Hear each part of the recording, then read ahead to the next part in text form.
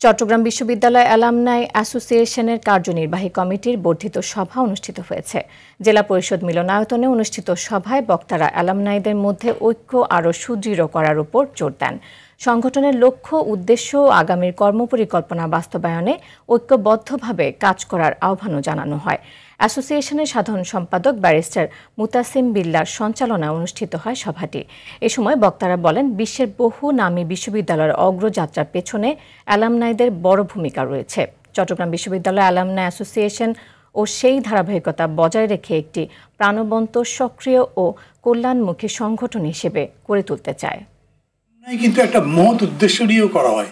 আমরা যেমন পরস্পরকে জানি, নিজেদের সম্পর্কে, অতীত সম্পর্কে, তেমনি জানি আমরা কি করে পরস্পরের কল্যাণ করতে পারি। আচরণে এবং আমাদের কাজের মাধ্যমে তাদের থেকে ভালো কিছু দেখিয়ে আমরা যেমন তাদের অগ্রণী হয়ে অ্যালামনিকে উৎসাহিত করেছিলাম, তারা উৎসাহিত হয়ে এসেছিল। বাংলাদেশ শুধু নয়, সারা বিশ্বের অ্যালামনাইগুলো আমাদের ছাত্র, শিক্ষক এবং বিশ্ববিদ্যালয়ের কল্যাণে কাজ করে। অর্থনৈতিকভাবে যারা পিছিয়ে আছে তাদেরকে সহযোগিতা, স্কলারশিপ দেওয়ার মধ্য দিয়ে আর বিশ্ববিদ্যালয়ের বিভিন্ন ভৌত অবকাঠামোর সৃষ্টিতে অ্যালামনাই মূল ভূমিকা পালন করে। তা আমরা সেই চিন্তা থেকেই আমরা একদম কর্মপরিকল্পনা নিয়েছি।